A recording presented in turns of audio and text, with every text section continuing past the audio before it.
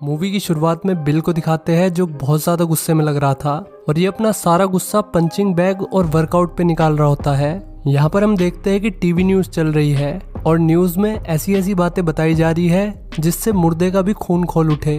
Bill को काफ़ी सारी चीज़ों से प्रॉब्लम थी, जैसे कि global warming, climate change, unemployment. News देख देख के पूरी दुनिया समाज का ठेकेदार बन बैठा था। इसकी नज़र में हर प्रॉब्लम की वजह एक ही थी, बढ़ती हुई पॉपुलेशन। इसके बाद इसके पेरेंट्स को दिखाते हैं जिनकी एज में सैफ अली खान और करीना कपूर से भी ज़्यादा एज गैप था। इसके पेरेंट्स जानते थे कि इनका बेटा नॉर्मल नहीं है, इसलिए वे लोग उससे बड़े प्यार से बात करते थे, हनी हनी करके। लेकिन इसके दादा की उम्र के बाप से अब और दिखावा नहीं हो रहा था। उसने बिल को अलग रहने के लिए कहा क्योंकि वो 23 साल का हो गया था और अमेरिकन कल्चर के हिसाब से इस उम्र तक बच्चों को अलग रहना शुरू कर देना चाहिए ताकि उन्हें डिप्रेशन होने में देर ना हो जाए। खैर, बिल अभी अलग होने के लिए तैयार नहीं था क्योंकि उसके पास अलग होने लायक पैसे ही नहीं थे और यहाँ पे उसकी पूरी देखभाल हो रही थी, तो फिर अलग होने का क्या फायदा। इसी टॉपिक पे इनकी थोड़ी बहस हो गई और फिर इसके पेरेंट्स ऑफिस चले गए।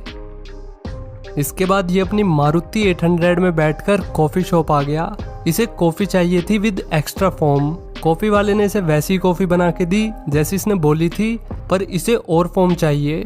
भैया ने और फोम भी डाल दिया, पर अभी भी इसे संतुष्टि नहीं मिली। फिर इसने अपने पैसे वापस मांगे तो भैया ने पैसे देने से मना कर दिया और फिर इन दोनों के बीच हो गई बहस। बिल ने यहाँ पर सीन क्रिएट कर दिया और तो और वो बाहर जाने के बाद दोबारा अंदर आया फिर से बहस करने के लिए। आज इसकी कुछ ज़्यादा ही बेइज्जती हो गई। इसके बाद हम देखते हैं कि ये एज ए मैकेनिक काम करता है। इसने अपने बॉस से सैलरी बढ़ाने के लिए कहा, लेकिन उसने उल्टा इसे डांट दिया। अब ये अपने बेस्ट फ्रेंड एविन से मिलता है जो इसी की तरह सोशियोपैथ था।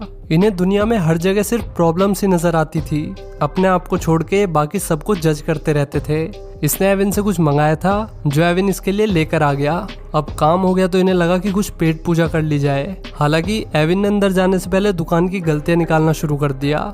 इससे एक बात तो पता चलती है कि हमारे दोस्त बिल्कुल हमारे जैसे ही होते हैं। ये कोई तुक्का नहीं है, बल्कि हम अनकॉन्शियसली उन लोगों की तरफ ही अट्रैक्ट होते हैं जो हमारे जैसे होते हैं।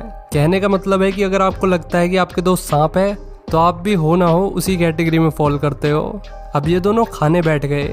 कुछ ही देर में वेट्रेस आई और उससे इनकी प्लेट गिर गई, जिसके बाद एविन ने अपना ड्रामा शुरू कर दिया। वो जीता जागता कंप्लेंट बॉक्स था। उसने वेट्रेस को बहुत सुनाया, बावजूद उसके कि वो लगातार उससे माफी मांग रही थी। हालांकि बिल बहुत शांत लग रहा था। उसने अपने दोस्त एविन को भी शांत किया। इसके बाद इन दोनों की कंप्लेंट्स का सिलसिला फिर से शुरू हो गया। एविन इस दुनिया से बहुत परेशान था। उसने बिल को बताया कि इस दुनिया में 7 करोड़ लोग हर साल पैदा हो रहे हैं। अगर ऐसी पॉपुलेशन बढ़ती रही तो जितने भी नेचुरल रिसोर्सेज है वो एक दिन खत्म हो जाएंगे। एविन की सभी थ्योरी घूम फिर के पॉपुलेशन पर ही आ रही थी। उसे सबसे ज्यादा प्रॉब्लम उन लोगों से थी जो फरारी में घूमते हैं और लग्जूरियस लाइफ जीते हैं। उसके हिसाब से फरारी में घूमने से दुनिया को क्या मिलेगा? एविन के हिसाब से पैसे का सिस्टम ही खराब था। वो चाहता था कि लोग अपनी जरूरतों की चीजें खरीदे, ना कि शो ऑफ और कंफर्ट की चीजें। बिल ने इसकी बात से एग्री नहीं किया। बिल ने तो ये भी कह दिया कि तेरे पास अभी पैसे नहीं है, इसलिए तुझे पैसे वाले लोग दुश्मन दिख रहे हैं। बिल के हिसाब से एविन सिर्फ बोलता था, वो सिर्फ बातें ही बना सकता था और इस दुनिया को ऐसे लोगों की जरूरत है जो कुछ एक्शन ले, ना कि सिर्फ नाश्ता करते हुए बातें बनाते रहे। अब बिल वापस घर आ गया और उसके मॉम डैड भी घर आ चुके थे। वे लोग अलग रहने की बात पर उसका जवाब जानना चाहते थे, तो बिल ने कहा कि हम इस बारे में सुबह बात करेंगे और उसके पास अपने पेरेंट्स के लिए एक स्पेशल न्यूज़ भी थी जो वो उन्हें सुबह ही बताएगा। तो अब रात में ये उसी सामान से मिलिट्री सूट बनाने लगता है जो इसने एविन से मंगाया था। पीछे एविन की वीडियो भी चल रही थी जिसमें वो सोशल इश्यूज को बड़े एग्रेसिव तरीके से उठा रहा था और उसका कहना यही था कि उन्हें दुनिया को बचाने के लिए पॉपुलेशन कंट्रोल करनी पड़ेगी। अब बिल की तैयारी पूरी हो चुकी थी। वो किस तैयारी में लगा था ये हमें आगे पता चलेगा। फिर इसने ब्रेकफास्ट पे अपने मॉम डैड को बताया कि वो मैकेनिकल इंजीनियरिंग सीखने के लिए कॉलेज ज्वाइन करेगा। ये सुनते ही उसके पेरेंट्स खुश हो गए और इसके बाद वे लोग ऑफिस चले गए और इधर बिल काम पे लग गया। उसने बड़ी बड़ी बंदूकें लोड करी और फिर अपना मिलिट्री सूट पहन लिया जो कि बुलेट प्रूफ था। अब वो उसी सूट में बाहर आ गया और फिर अपनी मारुति 800 में बैठकर पुलिस स्टेशन के पास आ गया। वहाँ उसने पहले से एक वैन खड़ी कर रखी थी जिसको वो अपनी कार से ही कंट्रोल करने लगा। उसने उस वैन को सीधा पुलिस स्टेशन में घुसा दिया और अगले ही पल वहाँ एक बड़ा धमाका हो गया। धमाके के बाद ये तेजी में यहाँ से निकला और फिर बीच सड़क पर इसने मौत का खेल शुरू कर दिया। जो भी इसके सामने आया इसने उसे ऊपर पहुंचा दिया। अब पुलिस यहाँ पर आ गई। पुलिस ने इस पर गोलियां चलाई लेकिन उसका कोई फायदा नहीं हुआ। और लोगों की तरह पुलिस वाले भी इसकी गोलियों का शिकार हो गए। मौत का खेल अभी भी जारी था। तभी इसे एक लड़की दिखी जो बहुत ज़्यादा डरी हुई थी। इसने उसे शांत होने के लिए कहा और इसी बीच उसने अपनी बंदूक लोड कर ली और फिर लड़की भी मारी गई। फिर ये एक रेस्टोरेंट में घुस गया और वहाँ इसने नाश्ते में सबको गोली खिला दी। तबाही मचाते हुए फाइनली उसी दुकान में आ गया जहाँ इसका सबसे अच्छा दोस्त कॉफ़ी बेचता था। अब इसने भैया से पूछी कि अब तो एक्स्ट्रा फॉर्म डाल दे झोपड़ी के, लेकिन बिल को अब वाली कॉफ़ी भी पसंद नहीं आई। और फिर उसने भैया को 5 सेकंड का टाइम दिया, लेकिन 5 सेकंड में भला वो कितना ही भाग लेता। अब ये एक ब्यूटी पार्लर के बाहर आ गया। सभी लेडीज दीवार के पीछे छुपी हुई थी, लेकिन वे सब इससे ज़्यादा देर तक नहीं छिप पाई। इसने सबको एक जगह इकट्ठा कर दिया और फिर पानी पीने लगा। वो यहाँ आराम से बैठकर इन सबको चिढ़ाने लगा। कुछ ही देर में इसने अपना हेलमेट और अपनी बंदूक उठा ली। ये इन्हें मारने वाला था, लेकिन इसने ऐसा नहीं किया। लड़कियों को लगा कि वे बच गई, मगर 2 मिनट में ही बिल वापस आ गया। उसने इन्हें अपना चेहरा दिखा दिया था, इसलिए वो चाहकर भी इन्हें जिंदा नहीं छोड़ पाया। इसके बाद ये एक भीड़ भाड़ वाली जगह पे चला गया जहाँ कम से कम 300 लोग तो होंगे ही। ये सब यहाँ बिंगो खेल रहे थे और इनमें ज्यादातर सब बुजुर्ग ही थे। बिल बड़े आराम से यहाँ पर घूम रहा था और कोई उसकी तरफ देख भी नहीं रहा था। सब अपना गेम खेलने में मस्त थे। फिर इसने सैंडविच ऑर्डर किया, वो भी सबसे टेस्टी सैंडविच। बंदे ने ऑब्वियसली वही सैंडविच पकड़ा दिया जो उसके पास था। बिल ने जब वो सैंडविच खा के देखा तो जैसा कि आप समझ ही गए होंगे, उसे वो सैंडविच कतई पसंद नहीं आया। और वो सैंडविच उसे इसलिए बेकार नहीं लगी क्योंकि वो बेकार थी, बल्कि बिल को हर चीज़ में कमी निकालने की आदत थी, इसलिए अब उसे हर चीज़ बेकार ही लगने लगी थी।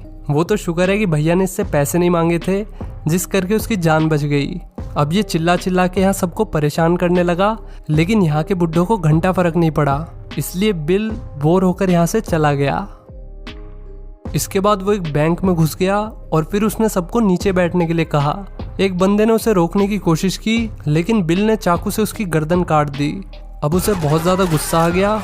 उसने चिल्ला चिल्ला के बोला कि और किसी को बनना है हीरो, और ये बोलते हुए उसने अपने सामने खड़े सभी लोगों को भून डाला। इसके बाद उसने मैनेजर से पैसे भरवाए और बाहर आकर उसने वो सारा पैसा जला दिया, ये कहते हुए कि मेरे सामने इस पैसे की कोई औकात नहीं है। वैसे भी तुम इस पैसे से वो चीज़ खरीदते हो जिसकी तुम्हें ज़रूरत भी नहीं है। इस कांड के बाद उसने अपने बेस्ट फ्रेंड एविन को फ़ोन किया, जो जंगल में उसका इंतज़ार कर रहा था।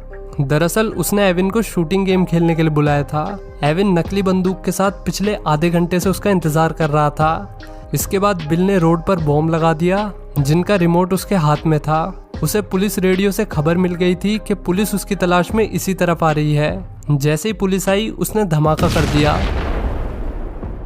और फिर पुलिस की एक कार उसका पीछा करते हुए जंगल के पास पहुंच गई। वहां उसने एक और ब्लास्ट कर दिया, जिसके बाद सिर्फ एक ही पुलिस वाला जिंदा बचा। बिल का पीछा करते हुए वो जंगल में आ गया और फिर बिल के हाथों मारा गया। इसके बाद बिल एविन के पास पहुंच गया। एविन उससे गुस्सा था क्योंकि उसने आने में काफ़ी देर कर दी थी, लेकिन बिल ने उसे मना लिया और फिर उसने एविन को ढेर सारे पैसे दिखाए। उसने बैंक के सामने सारे पैसे नहीं जलाए थे, बल्कि कुछ अपने लिए बचा लिए थे। एविन उस पैसे को देखकर खुशी हो रहा था, तभी बिल ने उसे बेहोश कर दिया और फिर उसके हाथ में गन थमाकर उसकी खोपड़ी उड़ा दी, ताकि ऐसा लगे जैसे उसने सुसाइड की है। बिल ने अपना मिलिट्री वाला सूट उसे पहना दिया ताकि सबको लगे कि ये सब कांड एविन ने किया था, और बिल का ये प्लान कामयाब भी हुआ। सारे सबूत मिटाकर वो तेजी में घर पहुंच गया और न्यूज़ चैनल पे एविन की न्यूज़ देखने लगा। उसके माँ बाप शौक थे ये जानकर कि ये सब एविन ने किया है। इसके बाद ये भाई साहब इतना कांड करके भी रिलैक्स कर रहा होता है। तभी वो न्यूज़ में एविन के बाप को देखता है, जिसे पुलिस अपने साथ ले जा रही थी। उसका बाप एक ही बात कहे जा रहा था कि एविन बेकसूर है। यहाँ तक तो ठीक था, लेकिन फिर उसने ये भी कहना शुरू कर दिया कि बिल विलियमसन से पूछताछ करो, उसी ने ये सब किया है। ये सुनकर बिल घबरा गया और उसने पैकिंग चालू कर दी। आखिर में बिल की एक फुटेज दिखाई जाती है जो इस जेनोसाइड के 2 साल बाद रिकॉर्ड करी गई थी। उसका कहना यही था कि धरती पे हर साल 7 करोड़ लोग पैदा हो रहे हैं। अगर ऐसा ही चलता रहा तो हम सरवाइव नहीं कर पाएंगे। यही कहकर वो 2 साल बाद भी लोगों को भड़काने की कोशिश कर रहा था। तो दोस्तों इस मूवी से हमें क्या सीखने को मिला? यही कि इस मूवी से कुछ नहीं सीखना है। किसी भी विचारधारा को लेकर कट्टर होना पूरी दुनिया के लिए खतरनाक है। अगर किसी विचारधारा को मानना ही है तो सबसे पहले इंसानियत की विचारधारा को मानना चाहिए, क्योंकि इससे बढ़कर कुछ नहीं। ये कह रहा है कि हम सरवाइव नहीं कर पाएंगे, अरे हम सरवाइव इसलिए कर रहे हैं क्योंकि इस दुनिया में अभी भी इंसानियत बची हुई है। अगर इसके जैसे लोग हो गए तो हम सही में सरवाइव नहीं कर पाएंगे। वैसे ये मूवी ट्रू स्टोरी नहीं है, बल्कि कुछ सत्य घटनाओं पर आधारित है, लेकिन ऐसी सोच के लोग आपको हर जगह मिल जाएंगे जो अपनी विचारधारा को वायरस की तरह फैलाते हैं। तो उनसे बचिए, सावधान रहिए और सतर्क रहिए। मिलते हैं अगली वीडियो में। Till then take care, bye bye.